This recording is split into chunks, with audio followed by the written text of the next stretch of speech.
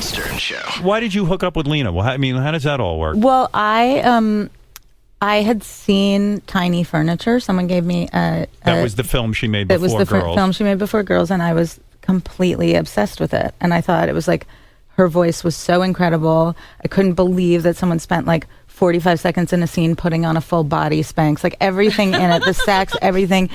It was just so brilliant to me. And so we had the same in the same way that Judd Apatow recognized her from that, you recognized her. Yes, and it was very similar timing. I was doing a really weird job. I had broken up. Your job was really weird. I was in a really weird space. I had broken up with my husband and my writing partner, and so I was doing.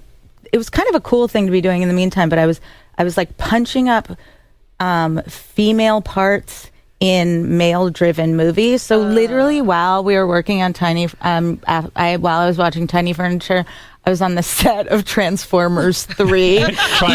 trying to give Megan Fox something to do. No, because she was gone. Yes. And they literally didn't even have time to change the part. So it was like Rosie Huntington Whitley was there. And they were like, can you give her a line? I was like, I'll like, try. what would a woman say when a robot's attacking her? Literally.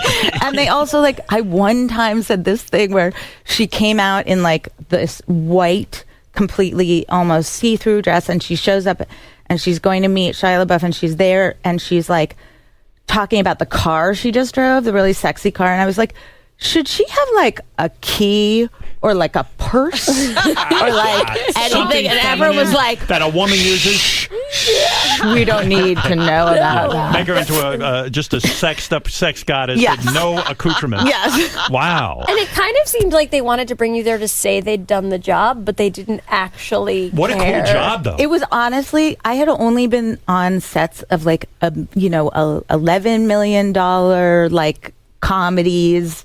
Like it was so, and the first day I got to the set, they literally were like, can you hold on to the wall? And it seemed like a normal office building, and it tilted like a whole thing. And I was like, I felt like movies. Jacques Cousteau. Like, I'm like, where am I? What was your profession that you get this cool job where you're kind of... I was a writer, right. and when I was in this like transition time, I used to go to a lot. I was like the token woman in all the like punch up rooms. Right. And so I went to this punch up room for Transformers 3, and then they hired me to actually work on it for a few weeks. Wow, how cool It was honestly You always hear about awesome. people in Hollywood who get to punch up scripts. They hand you a script and go, here, try and write something funny or something interesting into it. But like, I don't know anyone who actually...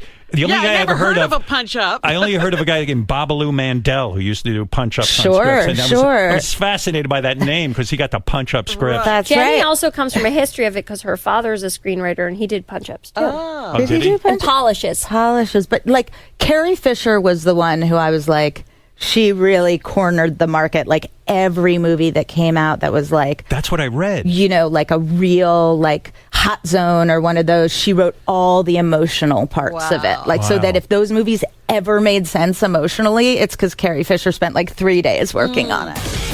The Howard Stern Show.